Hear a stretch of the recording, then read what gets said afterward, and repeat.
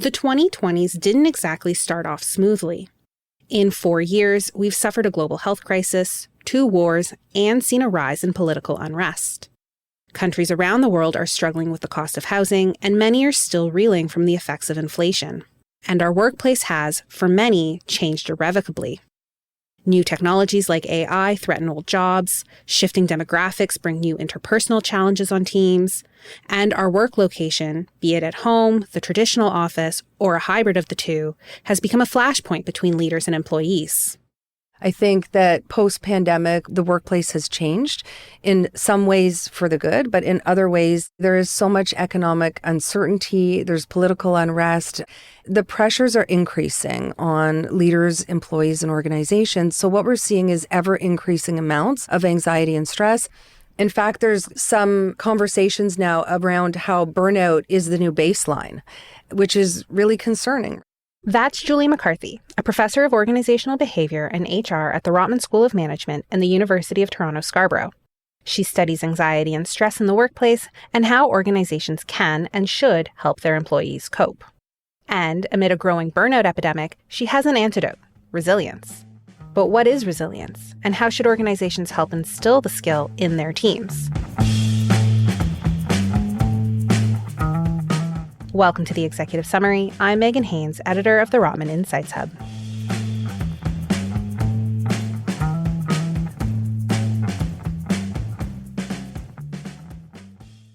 Let's start with a few simple definitions. First up, stress, which is a process by which stressors, things like toxic coworkers, environmental changes, or economic uncertainty, cause within us a stress reaction. And the stress reaction is a response that can be behavioral, psychological, or physiological. And when we experience stress, it activates our fight or flight response. And you can imagine years ago, you could be walking through a forest and there could be a tiger in the bushes and you need to figure out, what am I going to do? And so you might decide to fight that tiger. You engage in the flight response where you turn around and run away and try to get away. Or you engage in the freeze response where you lie down, play dead, and hopefully that threat goes away. In today's environments, the same response happens where we face a threat in our environment. So maybe it is a coworker or a client that is really upset, and you have to figure out, what are you going to do? Are you going to react and try to engage and fight back? Or are you going to quiet down, and try to kind of get away from that environment or that situation? Anxiety is a stress reaction. It's a state characterized by feelings of worry and apprehension over current events that are happening or over future events that may occur in your environment. Think of it this way. Stress is the external pressure, anxiety is what you're feeling, and the stress reaction is how your body or brain responds. And anxiety can cause a lot of stress responses, some of which can actually be positive in the workplace. It can heighten vigilance and it can encourage greater effort and allocation to tasks. Smaller levels of anxiety in the right situations, in the right places, can actually motivate us, particularly if it's in a task that's something that we are an expert in. But too much anxiety isn't ideal for performance. It can make it really difficult to focus on what's happening in the moment. We call this cognitive interference. The other thing that happens with anxiety is emotional exhaustion. And so over time, if we're experiencing high levels of anxiety, we can experience emotional exhaustion where we're just completely depleted, and it's a component of burnout. And this emotional exhaustion can lead to a number of detrimental outcomes, including lower levels of performance. Again, hard to engage in those tasks and perform at these high levels and give really high quality output if we're emotionally drained and exhausted. But it can also have serious detrimental effects to our well-being and so to our physical and mental health. So how can folks deal with stressors and anxiety? That's where resilience comes in. Resilience is literally your ability to cope with this anxiety and stress. And resilient individuals feel the same stress, they experience anxiety as we all do, but they're able to bounce back from that stress. And in many cases, they're able to bounce back even stronger than before. You can learn to be more resilient, and we'll get to that in a few moments. But first, let's talk about what chips away at it. Because while stress is an individual response and anxiety is an individual's feelings, what chips away at resilience though still highly individual, is often heavily influenced by the environment. Feeling like you're being unfairly treated, for example, can erode your resilience. Unresolved conflicts with senior managers or coworkers is enormously depleting on your energy. When you don't feel supported or you feel in a constant state of worry over things like job security or unknown changes, your resilience can crumble. And many of these issues come down to leaders not meeting our innate needs, which Julie says includes connection with other people, autonomy over our lives, and opportunities for growth. So if you feel that within the organization you don't have autonomy and it's very authoritative and you're under all of these rules and regulations, you can't make decisions, you don't have choices, that will chip away at it. If you feel that your affiliation need is not being met, where you don't have these support systems in place, you don't have coworkers and leaders that are really listening to you, that are supporting you, that's detrimental. And then the growth, if you feel like you're not growing, if you feel that you're stuck at this level, you're not learning anymore, you're not being recognized for this work that you're doing as you're working so hard, again, that's another factor that really is problematic. So how exactly do you build resilience? At the core of resilience is this idea that every day we have to rejuvenate and protect our energy sources so that we can face these challenges. Julie looks at resilience building in 4 quadrants: physical, mental, emotional, and values. First, physical is literally, are you physically healthy? Are you getting enough sleep? Are you exercising? Basically, can you physically recover from the previous day's activity? So in addition to eating well and exercising, are you taking the time to psychologically detach from the stressors of the day? And so we call this psychological detachment. Her second bucket is emotion. There's a great deal of research that shows that resilient individuals have a more positive outlook and a more optimistic outlook. And it doesn't mean that they're not experiencing negative emotions, because negative emotions are very important and they're things we should pay attention to. But it means that they have the capacity to really harness those positive emotions, because positive emotions are contagious. They help us look and reframe our world with a more positive and hopeful outlook that actually is associated with resilience. Third, you have the mental bucket. And here, Julie really focuses on, focusing. Resilient individuals are more likely to be mindful and focused. We talk to leaders all the time that say that I am so busy that I'm in a state of continuous partial attention, where I have a million things on my mind and I'm not really thinking about one thing, I'm thinking about 10 things. So it's this constant state of distraction, and that's enormously depleting. Finally, there's the concept of values. When we study resilient individuals, we know that they have strong values, and their values help anchor them during times of stress. If I'm living a life that's in alignment with my values, it becomes easier to take on the things that I'm taking on in the day. And so the way that they are leading aligns with those core values. The way that they are doing things in their personal life aligns with those core values. They are consistent, they are strong, they are rigorous, and they are anchored. So what does this look like in an organization? Well, for one, a resilient workforce is one that feels like their needs are being met. They have autonomy, they have opportunity for growth, and they have connections. They don't feel like there's unresolved conflict. They feel fairly treated. They have permission to disconnect at the end of the day. Their values align with that of their organization. They feel their well-being matters. Essentially, they feel like they're working in a positive environment. And companies should be prepared to invest in creating this type of culture, because an overly anxious, unresilient workforce is going to cost them.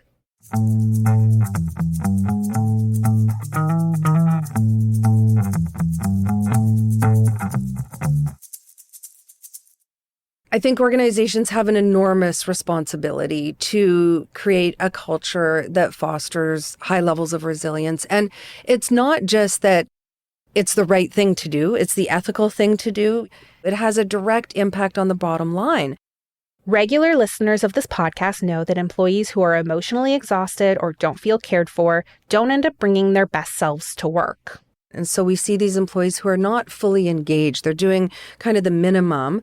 Because anxiety causes emotional exhaustion and it can cause cognitive interference, When employees are asked to do work that is cognitively demanding and that requires creativity and high levels of output, it becomes very difficult, if not impossible, to produce this really high quality work. High levels of anxiety also erodes trust in an organization, dampens morale, and decreases employee satisfaction, often resulting in higher turnover, not to mention increased absenteeism. So the cost of a stressed out, anxious workforce is very real, even if companies don't have a line item tracking it on their annual reports. One figure that's often cited is that in North America alone, over $320 billion is spent annually on stress and stress-related illness. Leaders listening to this might be thinking to themselves, I know it's a problem. We're putting money into wellness programs. We bring in counselors. We host webinars, yoga lunches. They aren't working. To which Julie says, I think the problem is that many organizations try to adopt a one-size-fits-all approach. One webinar, one mental health app, one pizza party to boost morale does not a resilient workforce make. The first thing is recognizing that there's a problem, finding the time to actually address the problem, and then hiring the right people and having the expertise to begin to deal with the problem strategically instead of throwing these Band-Aid solutions at it, because those are quick and easy. So you need to know what the problem is and create a robust solution to address that problem. And this is often the first misstep Julie sees organizations make. It's important to start with what we would call in academia a needs assessment. Collect rigorous, valid data, anonymous data from staff and leaders, and we ask them, what is the problem? If it's a workload problem, then let's start there, right?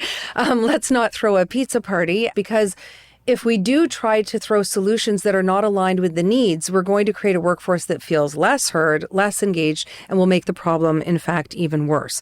And that's just the start.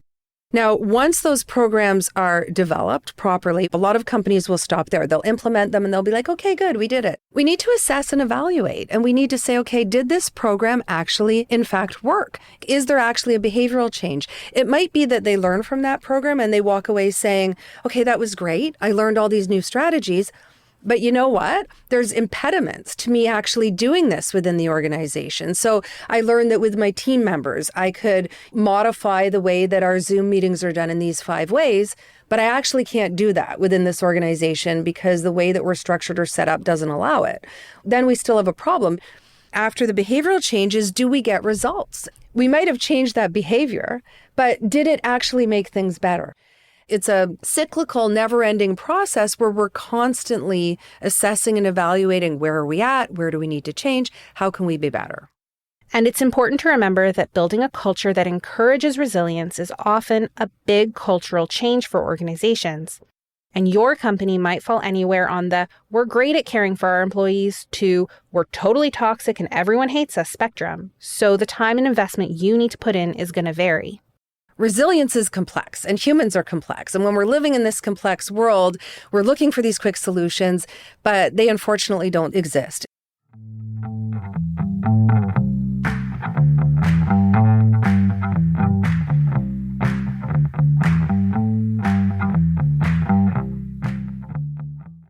Creating these big culture changes often starts with collecting the right data. If you don't have the right information, like if you don't understand your employees' needs and where you're falling short, you won't be developing the right programs or implementing the right changes. This will be very company and industry specific. Measuring the resilience of a nursing staff, for example, is going to be very different from that of a group of software engineers.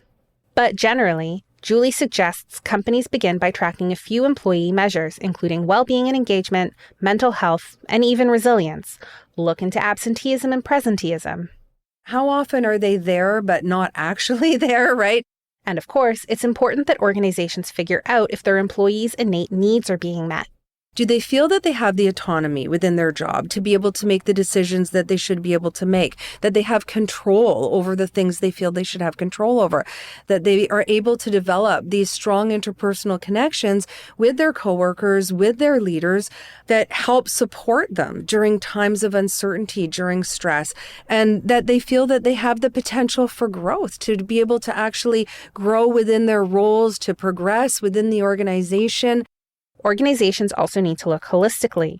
A true culture change isn't just offering seminars. It might mean changing procedures, say tweaking the conflict resolution so that folks feel a problem has actually been resolved, or implementing policies that discourage after-work communication to allow employees to fully disconnect at the end of the day. It might mean changing the hiring practices to ensure that employees coming into an organization align with their values. It can also mean providing training to all levels of employees. Organizations will train their leaders, but an organization is made up of much more than just the leaders. Everybody within the organization plays an important role. And when we're talking about how do we think about strategies to reduce stress and build resilience, it needs to be something that's done at all levels. Because often when I work with very senior leaders, they say, I wish I had have had this training 20 years ago. I wish that we did this earlier on. And it's important for organizations to recognize that one of the biggest challenges is just getting started. When I talk to organizations and leaders like that, where do I find the time? I don't even have the time to finish the 5,000 emails in my inbox today. And you're telling me now I need to start to create this change. But culture change is a time and resource commitment. Nothing happens on its own, and companies need to be prepared to make it work. I think that leaders and organizations should go in with a mindset that not can this be successful, but we know that this will be successful if we do it the right way. It will take time. Culture is a multifaceted organizational entity, and it's something that's enormously important. I would argue it's more important than ever before with the advent of hybrid and remote work. We are seeing more and more employees disengaged from their work. We're seeing younger generations with culture shifts who have unique and different mindsets in terms of what they're looking for within the workplace, what they would like their job role to look like. Now more than ever, organizations really need to create these cultures where people are engaged, where it's a workplace where they really want to be part of. And these culture shifts are essential to that.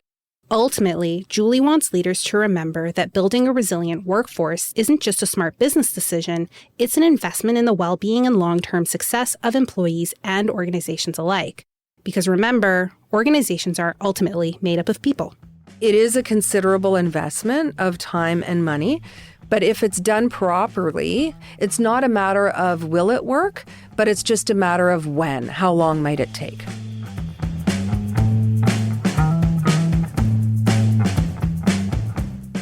This has been Rotman Executive Summary, a podcast bringing you the latest insights and innovative thinking from Canada's leading business school. Special thanks to Professor Julie McCarthy. Join us next month as we chat with Assistant Professor Nora Pankratz about the hidden ways climate change is costing organizations. This episode was written and produced by Megan Haynes. It was recorded by Dan Mazzata and edited by Avery Moore-Kloss. For more innovative thinking, head over to the Rotman Insights Hub and subscribe to this podcast on Spotify, Apple, or Amazon. Thanks for tuning in.